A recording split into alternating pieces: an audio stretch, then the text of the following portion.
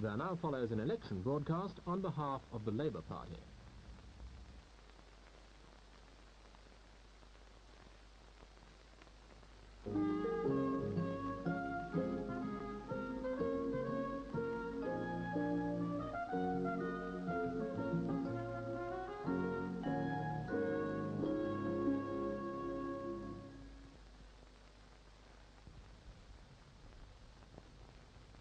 The choice we are making in this election will affect every family and every member of every family. Let's get right down to the problems that practically all of us face today. First, there's the problem of making ends meet. Our Conservative opponents have spent a great deal of money on advertising, on telling you about the prosperity they say they have given you. They haven't. You've done it, often in spite of them. And in very many cases, it's only been possible through long hours of overtime and because of wives going out to work. Of course, our standard of living is higher than it was 5 or 10 or 20 years ago. So it ought to be. That's natural. It's true of every industrial country. But it has risen a great deal less in Britain than in most others, a fact the Conservatives simply can't deny. And to be fair to them, they haven't tried to. But what does our standard of living depend on? It depends on how much is coming into the home, which is mainly a question of wages and salaries, and it depends, too, on how much goes out. The government, which now tries to take credit for your prosperity, has spent most of its time fighting to keep wages down. Remember the wage freeze, the pay pause.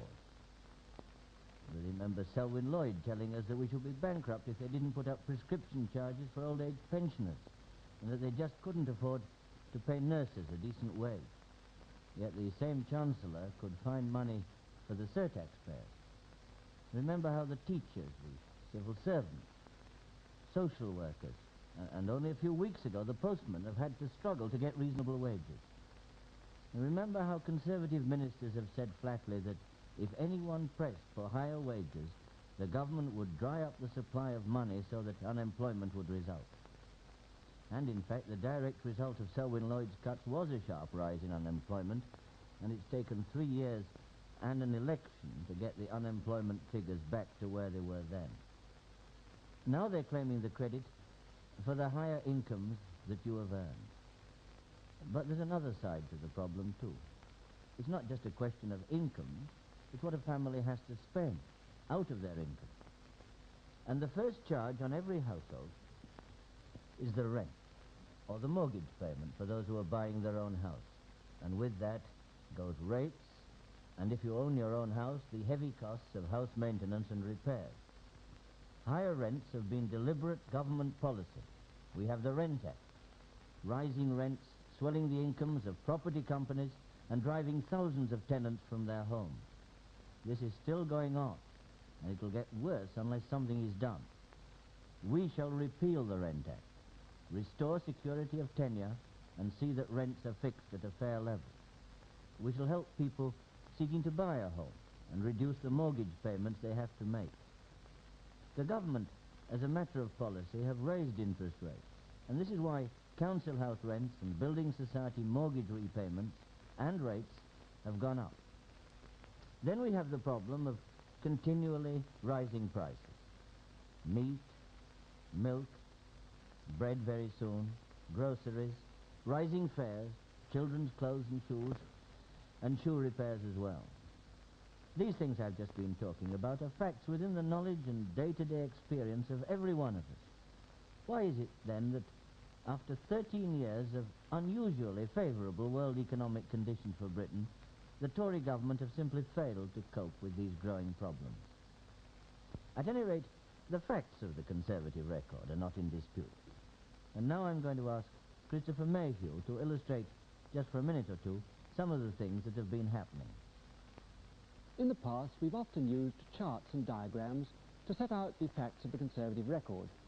We've made them very accurate, and they've never been challenged. And now we're glad to see non-Labour newspapers doing the same and reinforcing many of the points we've been making ourselves. The Guardian has just published a chart comparing the rise in living standards of different countries over the last 10 years. That's Britain there, a rise of 25% a quarter. Look how much less that is than other quite representative countries like the Netherlands, Sweden, a wealthy country, France, Italy, Germany, and Japan. Looking at this chart, it seems absurd that the Conservatives should be making the rise in our standard of living one of their main election issues at the present time.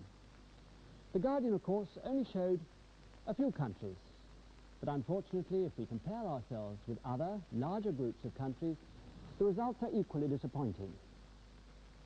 You may have seen our programme last month, in which we showed that if we'd simply kept up with the rate of advance of the 14 other countries of Western Europe under Conservative rule, we would now be producing extra goods and services worth £8,000 million a year.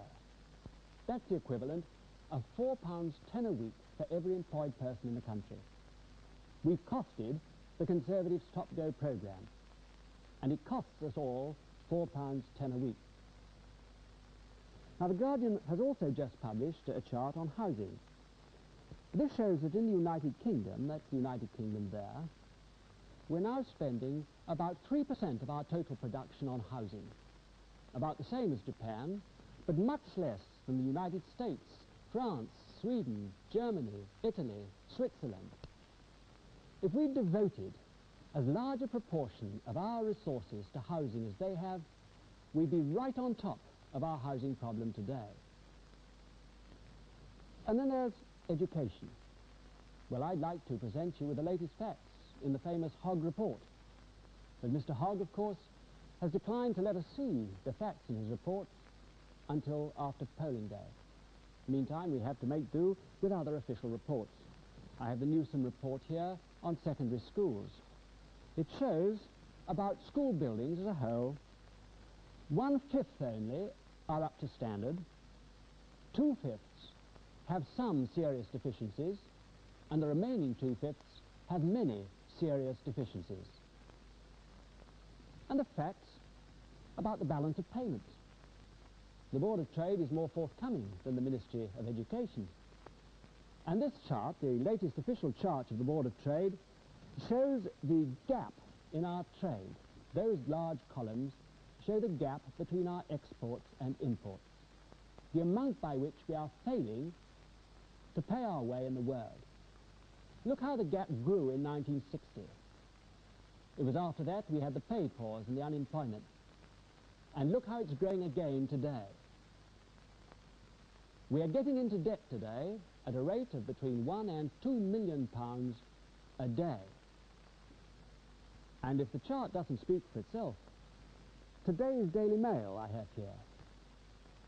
It says, our trading deficit is described even officially as massive and is larger than at any time since the war. Exports have been disappointing and imports too high, and so on. Now, these are just a few facts.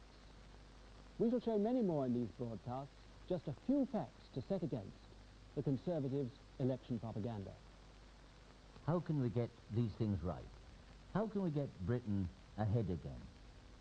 It's nice to feel when we lose some international contest that we're such sporting losers. But isn't it about time we started winning? Anyway, good luck to our team in Tokyo.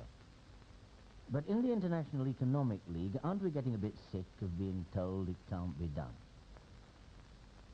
How is it going to be paid for, the Conservatives ask? For a start, we might well ask them that question. For after 12 years in office, they suddenly, last winter, rushed out a whole series of promises on all those issues which for years have been saying the nation couldn't afford.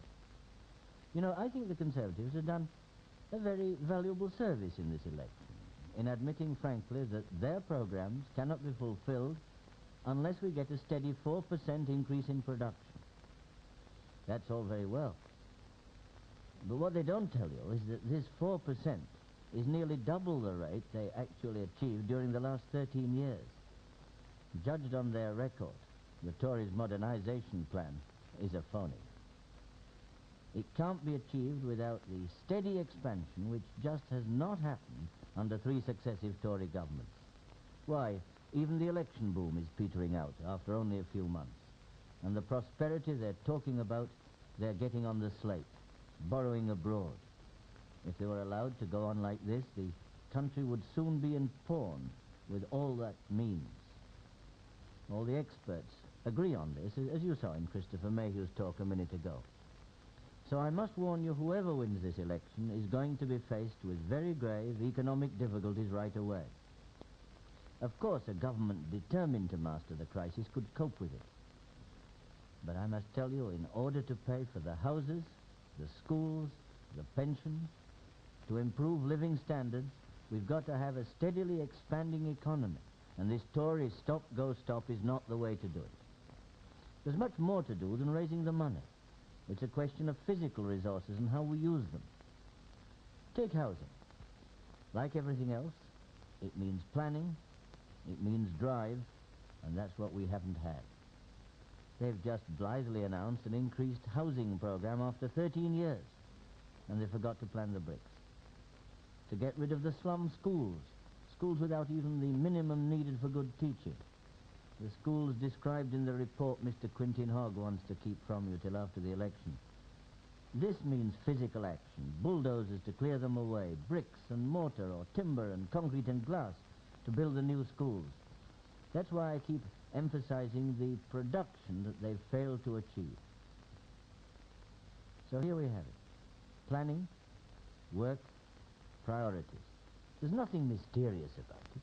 The problem is, how do we, as a national family, allocate our housekeeping budget in such a way as to see that individual families are getting the best out of life?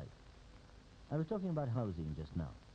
We can only solve this problem if we set aside more of our resources to this job than we've been doing, if we make it a number one priority, instead of letting it trail behind less essential, but of course much more profitable projects, such as building luxury office blocks as a nice money-making speculation. And then social security. It's not the government, any government, Labour or Tory, which provides pensions. The British people, as a family, has to make provision for those who are in need, to look after the older members, giving them a chance, as of right, not as a charity, not as a donation, to live in their retirement in dignity and comfort. The widows, the sick, the disabled. If a family's income rises, it doesn't spend it all. It makes provision for the future by taking out insurance policies. It provides more generously for the father or mother living in retirement. And this is what we're going to do as a nation. We've said clearly how we're going to do it. And in our future election broadcast, my colleagues will be coming along to show exactly what we propose to do and how we're going to do it. It's just a matter of common sense and of common humanity, deciding which things are important, which things must be done first. But it does mean having a government which isn't afraid to take decisions, a government which won't sit back and let the money makers, the takeover bidders, the tycoons, shape our future. A government which is concerned with the national interest, the interest of mothers and fathers and individual families. Government of the people, yes, but we believe in bringing in all the people, not just a privileged few. It's a tremendously exciting time to be living in. The scientific revolution is now making it possible, for the first time in world history, to provide all the people with the high living standards, the economic security, the cultural values, which in the past have been enjoyed by only a small, wealthy minority. And as we look further ahead, it means giving all our children the fullest chance to develop the talents that are in them, to get ahead, to have a fair chance of getting to the top. Because it's our children's future that lies at the heart of this election. They have no vote. And it's of them that we have to think when we go to the polls on October the 15th.